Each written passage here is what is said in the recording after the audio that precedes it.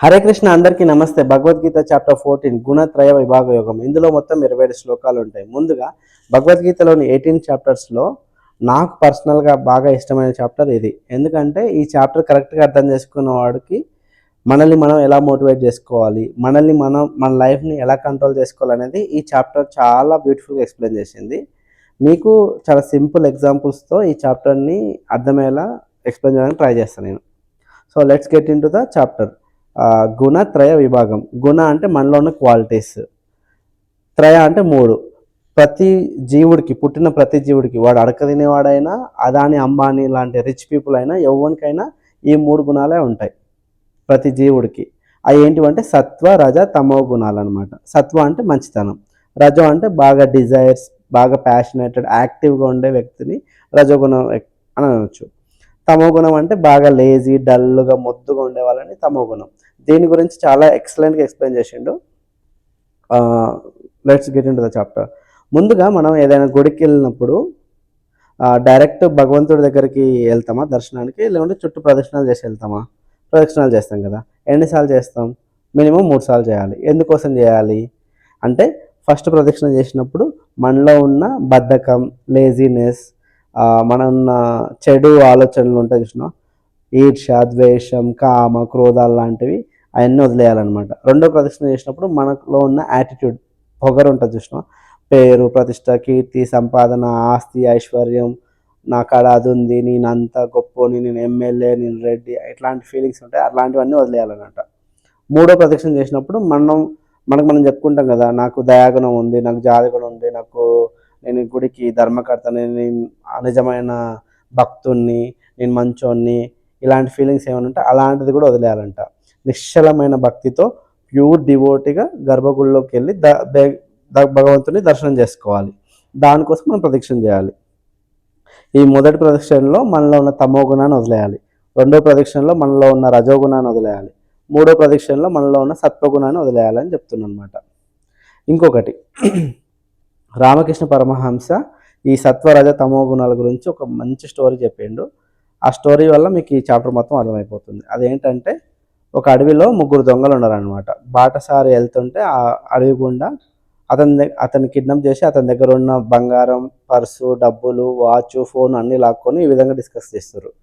వీడిని వదిలేస్తే మనం బయటకు వెళ్ళి వీడు మన మీద పోలీస్ కంప్లైంట్ ఇస్తాడు, మన మీద ఆల్రెడీ కేసులు ఉన్నాయి, వీడిని ఇక్కడే చంపేద్దామని ఒక దొంగ అంటాడు.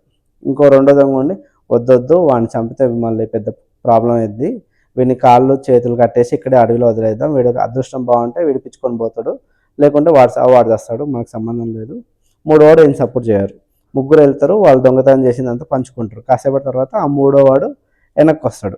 వచ్చి ఇట్లా అంటాడు, సీని నేను విడిపిస్తా, కానీ నా మీద నన్ను ఏం చేయొద్దు, నువ్వేమన్నానంటే నీకు తాళ్ళు ఇప్పేస్తా, నేను బయటికి అడవి నుంచి బయటికి వెళ్ళి దారి కూడా చూపిస్తా అంటే, ప్లీజ్ నన్ను కాపాడు, నన్ను ప్రాణాలతో వదిలేయి, నేను అసలు ఏం చేయను, ఏమన్నాను, ఏ పోలీస్ కంప్లైంట్ కూడా ఇయ్యను అంటే, సరే అని చెప్పేసి తాళ్ళు ఇప్పిస్తాడు. అడవి నుంచి ఆ బందీ అయిన వ్యక్తి అడవి నుంచి బయటికి వెళ్ళే మార్గాన్ని కూడా చూపిస్తాడు.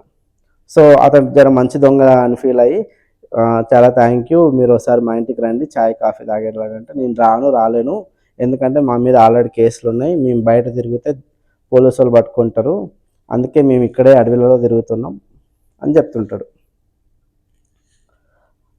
ఈ స్టోరీలో నీతి ఏంటంటే, చంపేద్దాం అనుకున్న వాడేమో తమో గుణంతో ఉన్నవాడు, కాళ్ళు చేతులు కట్టేద్దాం అన్నవాడేమో రజోగుణంతో ఉన్నవాడు, విడిపించి బయటికి తీసుకెళ్దాం అన్నవాడేమో సత్వగుణంతో ఉన్నవాడు. నువ్వు సత్వగుణంలో ఉన్నా, రజోగుణంలో ఉన్నా, తమో గుణంలో ఉన్నా నువ్వు దొంగవే కదా. తమో గుణం అంటే చెడ్డ దొంగ, రజోగుణం అంటే జర నార్మల్ దొంగ, సత్వగుణం అంటే మంచి దొంగ. కానీ దొంగ ఎట్లయినా బయట దొరికితే కేసు అవుతుంది కదా. సో మనం ఏ గుణాలతో ఉన్నా మనం భగవంతుని చేరలేము. ఈ గుణాలకు అతీతంగా ఉండాలి. ఆ గుణాలకు ఉన్న క్వాలిటీస్ ఏందనేది తెలుసుకునే ముందు ఈ సత్వ, రజ, తమో గుణాలు అనేది మన అందరికీ డైలీ లైఫ్లో అవసరమే. నువ్వు ఓన్లీ ప్యూర్ సత్వగుణంతో ఉంటా, నేను మంచోని లెక్క ఉంటా అంటే ఈ కాలం నడవదు. అందుకే మనకి ఈ 3 గుణాలు బ్యాలెన్స్డ్గా ఉండాలి. అది ఎలా అంటే, ఒక డేలో 24 అవర్స్ ఉంటాయి కదా, ఆ 24 అవర్స్ని ఎట్లా మేనేజ్ చేయాలంటే, పొద్దున్నే సత్వగుణంతో ఉండాలి. పొద్దున్నే ఎర్లీ మార్నింగ్ వెదర్ కూడా ఫ్రెష్గా ప్లెజెంట్గా ఉంటుంది కదా, పీస్ ఆఫ్ మైండ్ తోటి. ఆ టైంలో లేచి exercise, gym, walking, jogging, yoga, meditation, స్నానం చేసి దేవుడు పూజ చేసుకొని సాత్విక ఆహారం అంటే fresh fruit, fresh vegetable salad, లేకుంటే ఫ్రూట్ జ్యూసెస్, ఇట్లా లైట్ ఫుడ్ తీసుకొని ఫ్యామిలీతో కాసేపు ఎంజాయ్ చేసి మంచి హ్యాపీ మూమెంట్స్ షేర్ చేసుకొని ప్లెజెంట్గా ఉండాలంట డే టైంలో. సత్వగుణంతో ఉండాలి డే టైంలో. మధ్యాహ్నం అయ్యేసరికి మనం స్కూల్కి, కాలేజ్కి, ఆఫీస్కి వెళ్ళిపోయి, షాప్లోకి వెళ్ళిపోయి బిజీ అయిపోతుంటాం, యాక్టివిటీ చేస్తుంటాం. స్కూల్ వాళ్ళేమో చదువుకోవడం, క్లాసెస్ వినడం, ఎగ్జామ్స్ రాయడం, షాప్ వాళ్ళేమో గిరాక్ వస్తుంటుంది, కస్టమర్స్ని హ్యాండిల్ చేస్తుంటారు. జాబ్ చేసే వాళ్ళేమో work assignment, project, task, team meetings ఇవన్నీ అవుతుంటాయి కాబట్టి మనకి ఎనర్జీ ప్రొడ్యూస్ అవుతుంది. ఈ టైంలో మనం రజోగుణంతో కూడిన ఆహారాన్ని తీసుకోవాలి. అంటే రైస్, కర్రీ, చపాతీ ఇలాంటివి తీసుకొని యాక్టివిటీ ఎనర్జీతో ఉండాలి. కాంపిటేటివ్నెస్తో ఉంటాం కాబట్టి మంచి డిజైర్తో ఉండాలి. నాకు సక్సెస్ రావాలి, నేను పాస్ అవ్వాలి, నా షాప్లో గిరాకీ నడవాలని మనం ఫైట్ చేస్తుంటాం ఈ సొసైటీతో. ఆ గుణంతో ఉంటాం కాబట్టి రజోగుణంతో ఉండాలి. సాయంత్రం అవ్వగానే మన బాడీ అంతా స్ట్రెస్తో వల్ల డల్ అయిపోతాం, వీక్ అయిపోతాం, నిద్ర వస్తుంటుంది, మబ్బు ఉంటాం. ఈ నైట్ అయ్యేసరికి మనం తమో గుణం ట్రాన్స్మిట్ అయిపోవాలి, మంచిగా నిద్రపోవాలి, రెస్ట్ తీసుకుంటే నెక్స్ట్ డేకి మళ్ళీ సత్వగుణంకి కావాల్సిన ఎనర్జీ మనకు వస్తుంది అనమాట. ఇలా బ్యాలెన్స్ చేసుకోవాలి.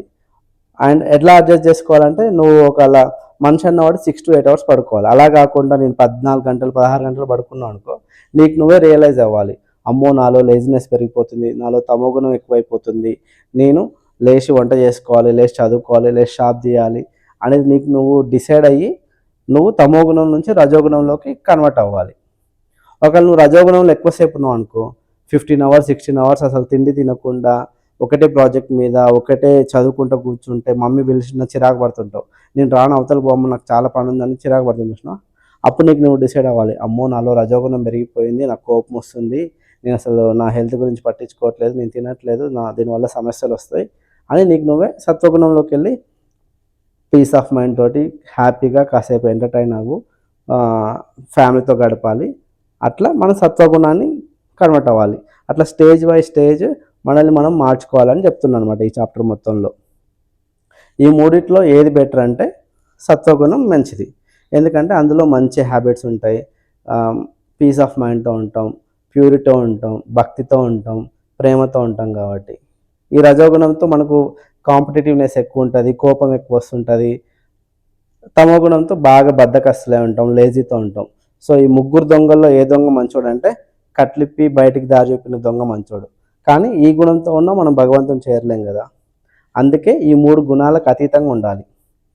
దాని గురించి చెప్పే ముందు 14 to 18 శ్లోక వరకు ఏం చెప్తుందంటే, సత్వగుణంతో ఉండి చచ్చిపోయిన వాడేమో స్వర్గలోకాలకి, రజోగుణంతో ఉండి చచ్చిపోయిన వాడేమో మళ్ళీ భూలోకంలో. అది కూడా ఎట్లా, బాగా కష్టపడి పనిచేసి బతుకుతారు చూసినావా, middle class or below middle class ఫ్యామిలీస్లో పుడతారంట. అదే తమోగుణంతో ఉండి చచ్చిపోయిన వాడు ఏ జంతువుల జాతిలోనూ పుడతాడంట. సో మన క్యారెక్టర్ని మనం ఎలా డిసైడ్ చేసుకోవాలనేది ఈ చిన్న ఎగ్జాంపుల్తో అర్థమవుతుంది. ఎలా అంటే నేను బాగుండాలి, నాతో నలుగురు బాగుండాలనుకోవడం సత్వగుణం లక్షణం. నేను మాత్రమే బాగుండాలి, అవతలవాడు ఏమైపోయినా నాకు సంబంధం లేదనుకోవడం రజోగుణం. నేను బాగుపడకపోయినా పర్లేదు, అవతలవాడు మాత్రం అసలు పాస్ అవ్వద్దు, సక్సెస్ అవ్వద్దు అనుకోవడం తమోగుణం. సో మనం ఏ గుణంలో ఉన్నదనేది ఈ 3 ఎగ్జాంపుల్తో అర్థం చేసుకొని మనల్ని మనం మార్చుకోవాలి. వీటన్నిటిలో సత్వగుణం బెస్ట్. ఈ గుణంలో నుంచి తర్వాత భగవంతుని చేరే గుణాతీతుడు అవ్వచ్చు.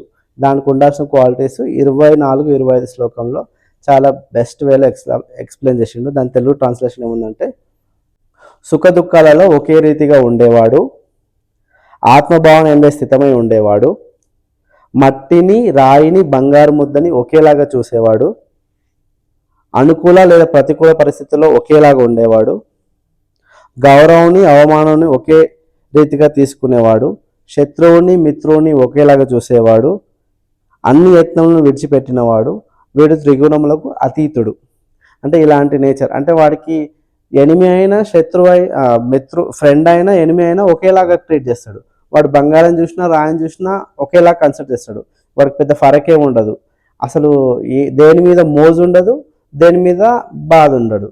అన్నిటికీ ఒకేలాగా రియాక్ట్ అయ్యి అసలు ఎలాంటి ఆశలు లేకుండా, ఎలాంటి కోరికలు లేకుండా నిశ్చలంగా భగవంతుడి మీద ప్రేమ భక్తి విశ్వాసంతో ఉండేవాడే భగవంతుని చేరుతాడు అని చెప్తుండు. చాలా డీటెయిల్గా ఎక్స్ప్లెయిన్ చేసిన ఈ విషయంలో. ఈ చాప్టర్లో మేజర్గా నేను అసలు ఏం శ్లోకం టు శ్లోకం ఏం ట్రాన్స్లేట్ చేయలేదు ఇక్కడ, జస్ట్ క్యాజువల్ ఇన్ జనరల్గా చెప్పా. ఎందుకంటే ఇది సత్వరజ తమో గుణాలు మన ప్రతి జీవుడికి, పుట్టిన ప్రతి వాడికి, పేదవాడ నుంచి రిచ్ వరకు ఈ 3 గుణాలే ఉంటాయి. ఈ 3 గుణాలని మనం ఎలా బ్యాలెన్స్ చేసుకోవాలనేదే మనకు అర్థమైతే చాలు ఈ చాప్టర్. మనకి ఈవెన్ సైంటిస్టులు చెప్తుండ్రు లైఫ్ ఫార్ములా ఏమంటుండ్రు, 8+8+8 అన్నారు. 8 అంటే ఏంటి, 8 అవర్స్ రెస్ట్ తీసుకోవాలి, 8 అవర్స్ మనం పని చేయాలి. అంటే అది స్కూల్కి వెళ్ళడమా, కాలేజ్కి వెళ్ళడమా, షాప్కి వెళ్ళడమా, డ్యూటీ చేయడమా, 8 అవర్స్ కష్టపడి పని చేయండి. 8 అవర్స్ మీ పర్సనల్ లైఫ్, మీరు డ్యాన్స్ చేస్తారా, టీవీ ముందు కూర్చుంటారా, పేరెంట్స్తో, లవర్తో, ఫ్యామిలీతో స్పెండ్ చేస్తారా, లేకుంటే ఏదైనా మీ పర్సనల్ లైఫ్ 8 అవర్స్ స్పెండ్ చేయండి. 8 అవర్స్ పడుకోండి, 8 అవర్స్ కష్టపడి పని చేయండి. సైంటిస్టులు కూడా ఇదే చెప్తారు, 8+8+8+ ఫార్ములా. రోజుని ఈ విధంగా డివైడ్ చేసుకోండి. 8 అవర్స్ సత్వగుణంతో ఉండండి, 8 అవర్స్ తమో గుణంతో ఉండండి, 8 అవర్స్ రజోగుణంతో ఉండండి అని చెప్తుండు. ఇలా చాలా ఎగ్జాంపుల్స్ చెప్పవచ్చు మనం సత్వ రజ తమో గుణాల గురించి. అన్నిటికీ కంక్లూజన్గా ఏం చెప్పొచ్చు అంటే, ఒక ఒక పద్యం ఉంటుంది, అందరికీ తెలిసే ఉంటుంది, మనం చిన్నప్పటి నుంచి వింటున్నది. 9 వాకిళ్ళ దొడ్డిలోన 6 శత్రువులుండేను, 5 మిత్రులుండేను, అన్నిటా 3 మూర్ఖులుండేను, అన్ని తెలిసిన వాడు దేవుడు ఒకడున్నాడు, జో అచ్యుతానంద జో ముకుంద లాలి పరమానంద రామ గోవింద. అంటే 9 వాకిట్ల దొడ్డిలోన అంటే మన శరీరంలో ఉండే నవరంధ్రాలని చెప్తుండు. 6 శత్రువులు అంటే కామ క్రోధ మద మాశ్చర్య అనే 6 శత్రువులు. 5 మిత్రులు అంటే కళ్ళు, చెవులు, ముక్కు, నోరు, మన స్కిన్. 3 మూర్ఖులు అంటే సత్వగుణం, తమోగుణం, రజోగుణం గురించి చెప్తుండు. అన్ని తెలిసిన దేవుడు అంటే మనలో ఉన్న ఆత్మ, పరమాత్మ. ఇదంతా మన శరీరం గురించి ఎక్స్ప్లెయిన్ చేసి జో అచ్యుతానంద జో ముకుంద అనుకుంటా చాలా, ఇదొక్క శ్లోకం, ఇదొక్క పద్యం మనకు అర్థమైతే అంత అర్థమైనట్టే ఈ చాప్టర్. ఇంకా మనకు సింపుల్గా అర్థం కావాలంటే కొబ్బరికాయలో అది తోక తీసేస్తే 3 బొడుసులు ఉంటాయి కదా, అది కూడా మనకు సత్వ రజ తమో గుణాన్ని, ఆ 3 బొడుసులు దాటి లోపలికి వెళ్తేనే మనలో ఉన్న ప్యూర్ కోకోనట్ వాటర్ తెలుస్తుంది. శివుడు త్రిశూలంలో కూడా 3 గుణాలు ఉంటాయి, సత్వరజ తమో గుణం అని. ఇలా మనకు లైఫ్లో చాలా ఎగ్జాంపుల్స్ ఉన్నాయి ఈ సత్వరజ తమో గుణం గురించి. ఐ హోప్ ఈ 3 గుణాల గురించి మీకు క్లియర్గా చెప్పినాను అనుకుంటున్నా. Hare Krishna. Thank you so much.